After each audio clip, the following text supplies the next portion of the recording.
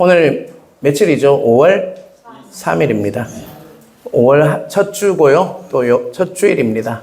5월 한 달도요. 하나님께서 복 주시고 지켜주시고 은혜와 평강 주셔서 정말 늘 하나님과 동행함으로 늘 하나님을 기억하고 감사함으로 송축함이 넘치시는 여러분 되시길 주님의 이름으로 축원합니다. 참 시간이 빠른 것 같아요. 벌써 5월달입니다. 여러분들, 여러분들 꼭 기도해 주시고요. 우리 교회를 위해서 특별히 많이 기도해 주시길 바랍니다. 조금 전 우리가 읽었던 룻기의 첫 1절 가장 앞부분에는 이렇게 시작하고 있죠. 사사들이 뭐라고 한번 띄워줄까요? 1절 한번 띄워주세요. 사사들이 뭐라고 내가 질의하던 때라고 시작하고 있어요. 자, 이 시대가 룻기의 배경이 역사적 배경이 언제란 말입니까? 바로 사사시대다라고 얘기하고 있죠. 사사시대는요, 참으로 어두운 시대였어요. 사사기 정말 21장 25절은요, 바로 사사기 말씀의 마지막 절입니다. 저기 한번 나오죠. 같이 한번 읽어볼까요? 그때에 이스라엘의 왕이 없으므로 사람이 각기 자기의 소견에 옳은 대로 행하였더라. 자, 여러분, 이 말씀은요, 참 무서운 말씀이기도 해요. 이스라엘의 왕이 없으므로 각기 자기 소견에 옳은 대로 살았더라, 행하였더라. 이 말은 살았다. 자기 마음대로 엉망진창으로 살았다는 말입니다. 삶의 기준이 하나님이 아니라요. 우선순위가 누구였다는 것입니까? 자기 자신이었어요. 여러분, 나 자신이 왕이 되어서 사는 시대가 바로 사사시대였어요. 그 결과 서로 뭐 했습니까? 거짓말하고요. 싸우고 정죄하고 미워하고 또 음란한 행위를 하고 그것 때문에 살인을 저질렀던 그 시대가 바로 사사시대였어요. 그런데 참 안타까운 것은요, 오늘날 우리가 살고 있는 사회의 모습과 별반 다르지 않다는 것이 참 안타까운 소식이라고 할 수 있죠. 사사기의 어두운 그 이야기들이요, 지금 아침에 눈을 떠서 TV만 틀면, 유튜브만 틀면요, 바로 우리의 얘기가 바로 그 이야기라는 것이죠. 사사기는 다름 아닌 우리의 이야기입니다. 교회 안에도 이런 것들이 다 들어와 있어요. 서로를 거짓말하고 싸우고 미워하고 심지어 정말 살인하는 것 같이 미워하는 것이 살인하는 것 같았는데 미워하고 바로 우리의 모습이 바로 사사기의 시대였습니다. 그런데 감사할 것은요, 성경의 사사기에 끝나지 않았다는 것이죠. 바로 그 다음 책이 뭡니까? 사사기 바로 다음 책이 바로 뭡니까? 바로 룻기예요. 룻기는 4장이에요. 4장밖에 되지 않은 책이지만 마치 그 어두운 시대에 반짝반짝 빛나는 바로 보석같이 빛나는 책이 바로 룻기라고 할 수 있어요. 룻기는 몇 장이라고요? 총 4장밖에 되지 않습니다. 하지만 이 책은요, 참 의미를 가지고 있는 책이라고 할 수 있죠. 자, 이 책은 무엇이길래 이렇게 반짝 빛날까요? 도대체 누구의 이야기일까요? 그리고 이 룻기를 통해서 하나님께서 무엇을 말씀하시기를 원하실까요? 오늘부터 시작돼서 몇 주간 룻기를 우리는 보게 될 것입니다. 이 룻기는요, 큰 의미가 있는 책입니다. 자, 우리 한번 룻기의 마지막 부분을 한번 볼까요? 룻기의 마지막 부분을 한번 보겠습니다. 우리 한번 같이 읽어볼까요? 살몬은 보아스를 낳았고 보아스는 오벳을 낳았고 오벳은 이새를 낳고 이새는 다윗을 낳았더라. 자, 누구 이름 노란색 된 이름 한번 읽어볼까요? 보아스, 오벳, 이새. 그 다음 사람이 누굽니까? 다윗이었죠. 여러분, 우리 수요일 날은 사무엘서를 보고 있는데 그 중심 인물이 누굽니까? 다윗이에요. 다윗을 통해서 하나님 나라가 세워지는 그 과정을 다윗의 그 나라를 통해서 우리는 사무엘서를 통해서 보고 있어요. 그런데 살몬은 보아스를 낳았고 보아스는 오벳을 낳았고 오벳은 이새를 낳고 이새는 다윗을 낳았더라. 자, 보아스는 룻이라는 룻기잖아요. 룻의 남편이 누굽니까? 보아스예요. 그 룻과 결혼한 보아스가 낳은 아들이 오벳이에요.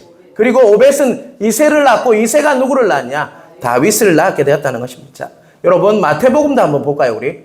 마태복음 5장 5절과 1장 5절 6절 같이 읽겠습니다. 살몬은 라합에게서 보아스를 낳고 보아스는 룻에게서 오벳을 낳고 오벳은 이새를 낳고 이새는 다윗 왕을 낳으니라. 더 자세히 나와 있죠. 보아스와 룻이 낳은 아들이 오벳이고 오벳은 이새를 낳고 그 이새는 누구를 낳았다고요? 다윗 왕을 낳았더라. 또 이것에 그치지 않습니다. 16절 같이 읽겠습니다. 야곱은 마리아의 남편 요셉을 낳았으니 마리아에게서 그리스도라 칭하는 예수가 나시니라. 자, 여러분, 이 가문이요 1000년 동안 흐르고 나서 그 가문에서 누가 나왔다는 것입니까?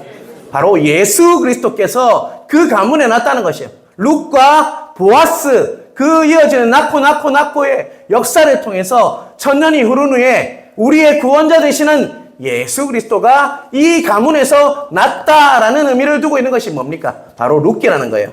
여러분, 그 어두운 시대에 바로 보석 같다는 의미가요, 바로 누구를 정말 보여주고 있기 때문입니까? 우리에게 빛으로 오신, 친히 오신 예수 그리스도를 보여주고 있는 책이 바로 룻기이기 때문입니다. 다윗의 그 가문에서, 그 계보에서 예수가 태어난다라고 분명히 말씀하고 있지 않습니까? 그래서 하나님께서는 세상을 이처럼 사랑하사, 정말 미워 세상이 죄를 짓고 어두웠지만 세상을 이처럼 사랑하사 독생자를 주셨으니 예수 그리스도를 주심으로 인해서 어둠이 아니라 빛으로 임하시는 하나님을 보여주고 있는 책이 바로 룻기라고 할 수가 있습니다. 그래서 우리에게는요, 룻기가 소망이 된다는 것입니다. 정말 마치 어두운 그 방구석에 있는, 그런데 반짝반짝하는 빛나는 보석이 하나 있어요. 그와 같은 책이 뭐라는 것입니까? 바로 룻기다라는 의미를 깨닫고 우리가 몇 주 동안 룻기를 보시는 은혜가 있길 주님의 이름으로 축원합니다. 자, 오늘 1절을 한번 볼까요? 1절 한번 보겠습니다. 같이 읽겠습니다. 사사들이 치레하던 때에 그 땅에 흉년이 들이나 유다 베들레헴의 한 사람이 그의 아내와 두 아들을 데리고 모압 지방에 가서 거류하였는데, 자, 여러분, 그 사사시대에 무엇이 들었다고 얘기하고 있습니까? 그 땅이에요? 흉년이 들었다. 그 땅은 어딜까요, 여러분? 바로 이스라엘 땅이었어요. 이스라엘 땅이었어요. 베들레헴이라는 그 땅이었습니다. 베들레헴의 뜻은 무엇입니까? 빵집이에요. 빵집에 지금 빵이 없어서 흉년이 들었다라고 이야기를 하고 있죠. 그래서 넘기지 마시고요. 그때 흉년이 들어서 그 아내와 두 아들을 데리고 모압 지방에 거류했다라고 하고 있는데, 자, 지금 이 시대에 뭐가 들었다고 얘기하고 있습니까? 흉년이 들었다라고 이야기를 하고 있어요. 자, 넘겨주세요, 이제.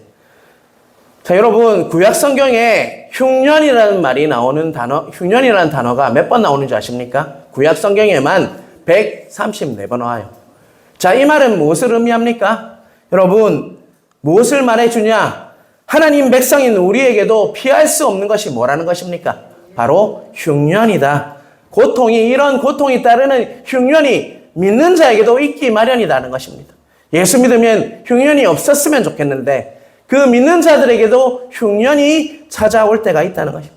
흉년이라고 해서 꼭 재정적인 부분만은 아니에요. 그 영적인 그런 갈급함이 다 고갈되어서, 영적인 재산들이 다 고갈되어서 없어지는 때도 흉년이잖아요. 그렇듯이 우리에게는 흉년이 찾아올 수밖에 없어요. 그런데 앞부분 한번 띄워주시겠어요? 뒷부분 한번 넘겨주시겠어요? 자, 그 흉년이 왔을 때 지금 그 1절에는 한 사람이라고 하는 그 사람은요, 어떤 결정을 했냐? 자, 베들레헴, 유대 땅, 베들레헴을 떠나서 어디로 갔다고 얘기하고 있습니까? 하살 방향이 어디로 가고 있습니까? 모압 지방. 자, 요단강 건너편, 이미 요단강 동쪽이라고 하죠. 동쪽으로 그 자리를 옮겼다는 것입니다. 요단강 건너편의 모압 지방으로 가는 선택을 했다는 것입니다. 그리고 나서 그곳에서 거류했다라고 이야기하고 있어요. 1절은 거류했다는 말은요, 오래 머물려고 한 게 아니에요. 잠시 흉년이 오니까 잠시 머물다가 떠나야지, 다시 베들레헴으로 가야지라는 그런 의중이 있었던 것 같아요. 그런데 나중에 4절에 보면요, 그곳에서 10년 가까이 있게 돼요. 처음에는 뭐하러 갔다고요? 잠시 머물러 갔어요. 그런데 흉년이 들어서 요단 건너편으로 간 모압 지방에서 그들은 10년 이상, 적어도 10년 이상은 정말 있다가 있게 되었다라고 있었다는 말씀을 하고 있어요. 자, 여러분, 그 하나님 백성에게 베들레헴, 이스라엘 땅은요, 참 특별한 의미를 가집니다. 이스라엘 땅은 무엇이냐? 바로 하나님이 주신 무엇이냐면요, 바로 땅이자 기업이에요. 자, 이스라엘 땅은요, 하나님께서 약속으로 주신 그 땅이었어요. 그리고 기업이었어요. 그런데 그곳을 버리고 떠났다. 이 말은 뭡니까? 이스라엘 땅에 머물러 있는 것은 하나님께 머물러 있는 것 같아요. 그런데 그 하나님의 돌보심, 지키심을 정말 뒤로 하고 그곳에 머물러 있지 않고 하나님에 머물러 있지 않고 떠났음을 우리에게 말씀하고 있죠. 정리하면 한 사람은요, 자신에게 영적 위기가 오니까요, 인생의 큰 위기를 맞았을 때 어떻게 했습니까? 그 땅을 떠나서 모압 지방으로 가는 선택을 했음을 우리는 깨달아야 한다는 것입니다. 여러분, 2절은 그 한 사람에 대해서 자세히 설명하고 있어요. 2절을 보겠습니다. 2절 같이 읽겠습니다. 그 사람의 이름은 엘리멜렉이요, 그 아내의 이름은 나오미요, 그 두 아들의 이름은 말론과 기론이니 유다 벨레 에브라스 사람이더라. 그들이 모압 지방에 들어가서 거기에 살더니. 자, 한 사람이라고 1절에 나와 있는데요, 2절에는 뭐라고 얘기하고 있습니까? 그 사람의 이름이 엘리멜렉이다 라고 얘기하고 있죠. 그 한 사람은 엘리멜렉이에요. 자, 엘리라는 말은 나중에 설명하고, 멜렉이란 말은 무엇이냐면요, 왕이라는 뜻이에요. 멜렉. 자, 엘리라는 말 들어보셨죠? 엘리 라마 사박다니 할 때 나의 하나님 이 엘리예요.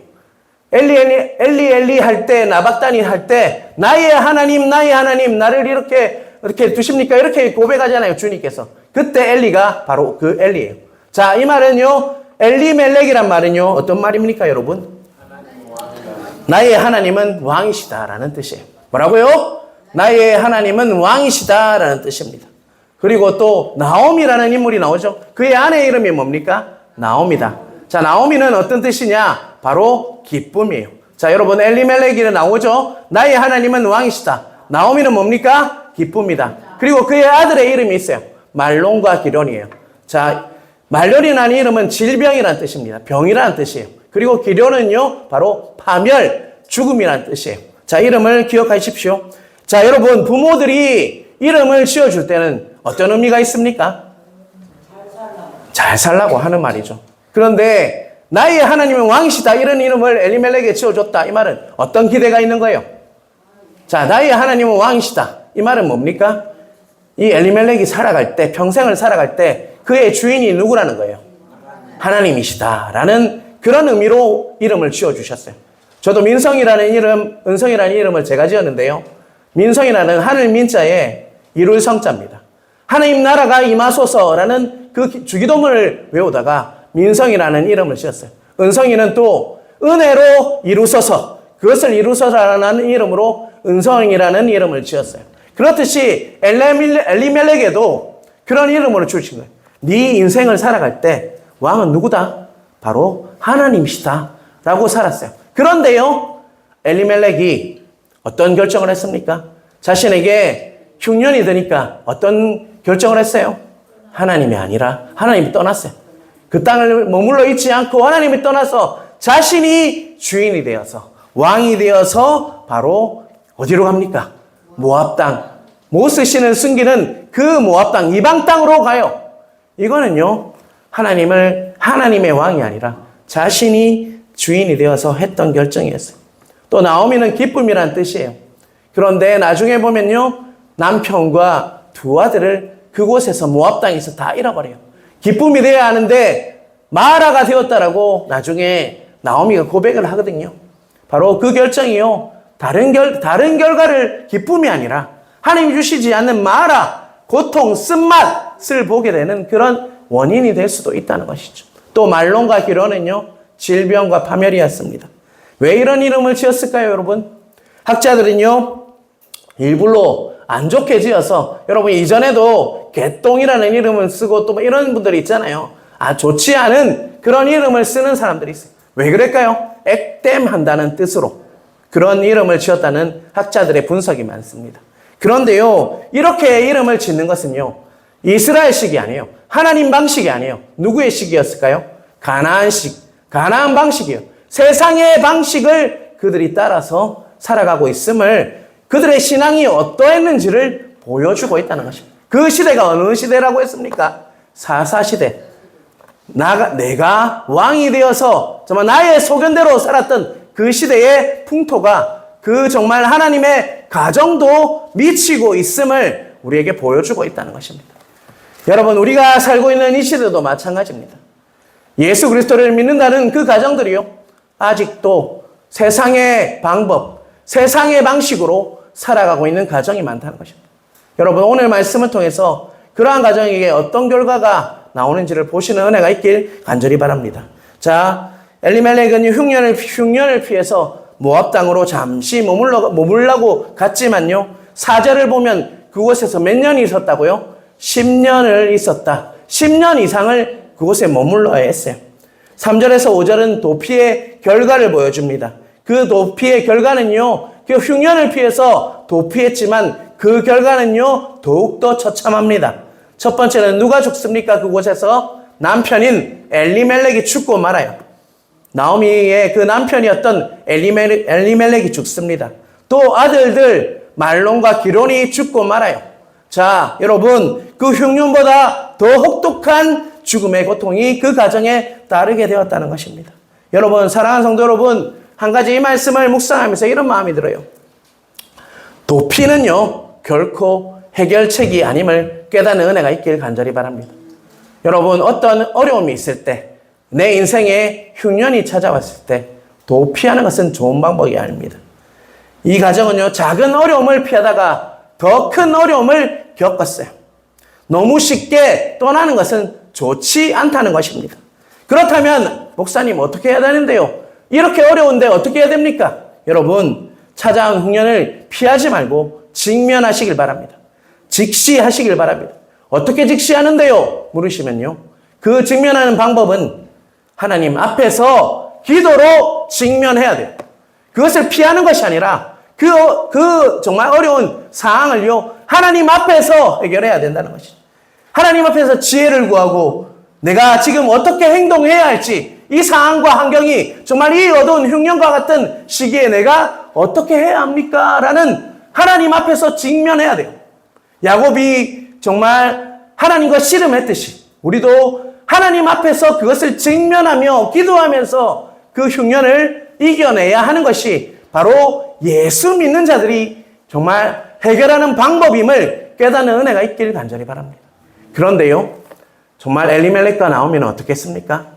그냥 흉년이 드니까요, 정말 약속의 땅인 베들레헴을 버리고 모압 땅으로, 그 요단 건너편으로 건너가는 결정을 하고 말았다는 것입니다. 그 결과 남편이 죽고요, 아들도 다 죽게 되는 더 혹독한 흉년을 맞이하고 말았다는 것입니다. 그런데요, 오늘 본문을 보면 6절에 반전이 일어나고 있습니다. 6절 한번 같이 읽어보겠습니다. 그 여인이 모압 지방에서 여호와께서 자기 백성을 돌보시사 그들에게 양식을 주셨다 함을 듣고 이에 두 며느리와 함께 일어나 모압 지방에서 돌아오려 하고. 자, 여러분, 어떤 일이 일어났습니까? 모압 지방에서 돌아오려고 하는데 어떤 일이 일어나고 있습니까? 어떤 이야기를 들었다고 얘기하고 있죠? 여호와께서 자기 백성을 돌보시사 그들에게 양식을 주셨다. 어디서 들었습니까? 모압 땅에서 그들은 그 소식을 듣게 되었다라고 얘기하고 있죠. 자, 여러분, 여호와께서 자기 백성을 돌보시사 그들에게 양식을 주셨다 할 때 돌보시사라는 단어에 집중을 하시길 바랍니다. 돌보시사는요, 파카드라는 저 원어를 쓰고 있어요. 파카드, 돌보시다는 파카다라는 원어를 쓰고 있어요. 이 단어는요, 하나님께서 주어가 되면요, 하나님께서 그 주어가 되면 어떤 말로 쓰이냐면요, 바로 하나님께서 방문하셨다, 하나님께서 친히 오셨다, 정말 이 말로 이렇게 해석할 수 있어요. 자, 하나님께서 자기 백성을 외면하지 않으시고 버리신 것이 아니라 자기 백성을 방문하셔서 친히 찾아오셔서 돌보셔서 그들에게 무엇을 주셨다는 것입니까? 심각하고 어려운 문제였던 그 흉년을, 그 가난을 해결해 주셨다라는 이야기를 들었다는 것입니다.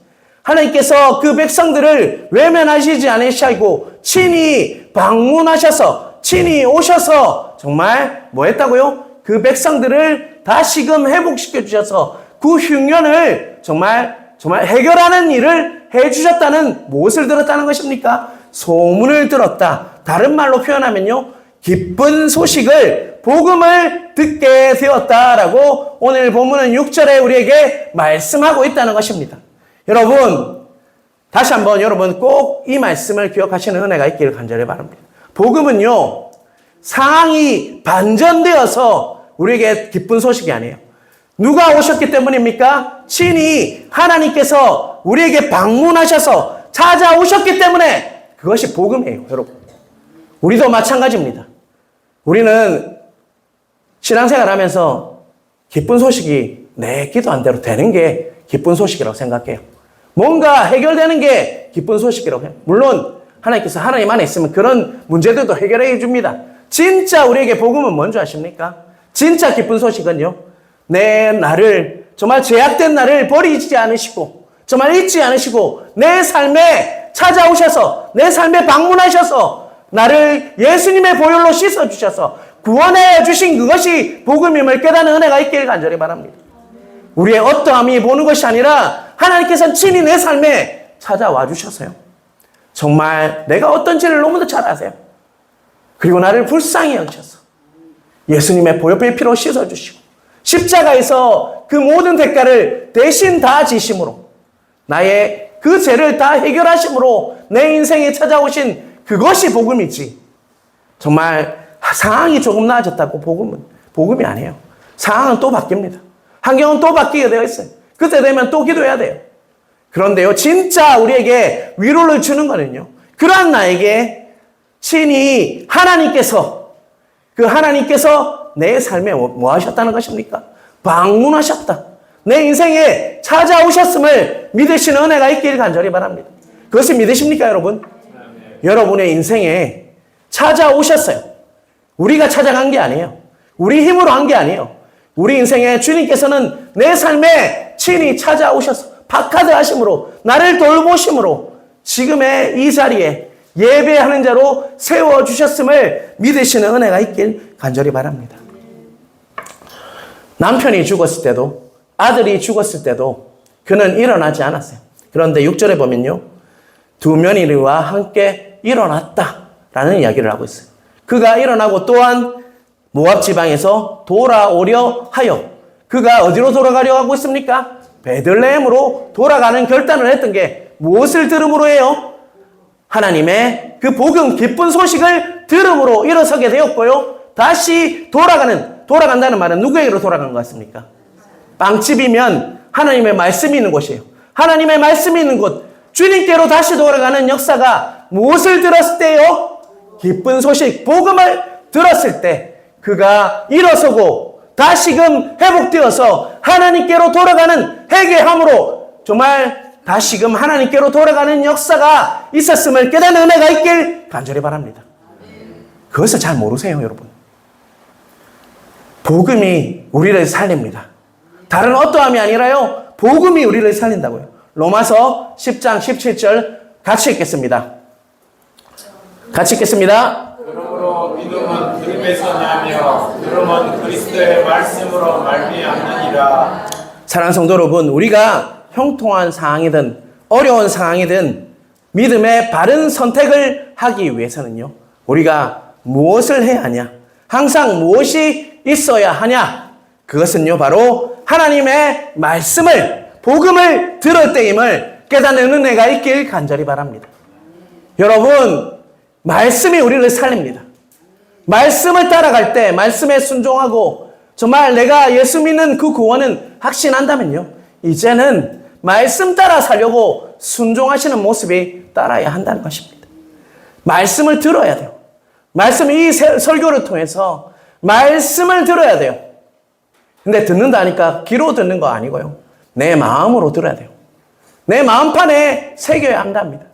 그 말씀을 정말 내 마음으로 들을 때 그것이 말씀을 먹는 거예요. 그 말씀을 먹을 때 내가 오늘 나오미가 일어서서 다시 하나님께 돌아가서 회복이 이루어졌듯, 다음의 이야기는 회복의 이야기거든요. 룻을 통해서 그 가정이 어떻게 일어나는지를 우리에게 보여주고 있어요. 룻의 가문에서 누가 나옵니까? 예수 그리스도가 나잖아요. 그 회복이 이루어지기 위해서는요, 바로 말씀을 들음으로 나오미가 그 시어머니였던 나오미가 그 말씀을 들음으로 회복이 일어났음을 믿으시는 은혜가 있길 간절히 바랍니다. 여러분 항상 우리에게 내가 살아나기 위해서는요. 내가 정말 회복하고 일어서기 위해서는 다시금 하나님께로 돌아가기 위해서는요. 말씀을 들으셔야 합니다. 양육을 받든 말씀을 통독하든 묵상을 하든 예배 시간에 말씀을 잘 들어서 마음밭에 뿌리든 그런 일이 일어나야지 내가 회복되고 치유가 되어서 다시 일어나서 하나님께로 돌아가는 역사가 있음을 깨닫는 은혜가 있길 주님의 이름으로 축원합니다. 남북전쟁이 있었어요. 무사히 전역을 했어요. 전쟁이 끝나고 이제 그 군인 둘이가 친구인데 이제 고향으로 돌아왔습니다. 저 피빌린에 나는 전쟁이잖아요. 남북전쟁이 얼마나 치열했습니까? 이제 고향으로 돌아가니까 두 친구는 너무 기뻤어요. 그래서 축하 파티를 하자면서 도박장으로 향했습니다. 이제 정말 전쟁 친다고 너무 힘들었으니까 피비린내 너무 맞고 했으니까 이제 즐기자. 우리 기뻐하자 이렇게 하면서 도박장으로 향했어요. 그런데 그 도착한 도박장 앞에 조그만 교회가 있었어요. 그 두 사람이 한 사람이 이렇게 이야기했어요. 그 한 친구에게 이렇게 얘기했습니다. 야 오늘 도박장에 가지 말고 우리 교회에 가서 설교 한번 들어보는 게 어떠냐? 이렇게 얘기했어요. 그런데 다른 친구가 화를 바짝 냈어요.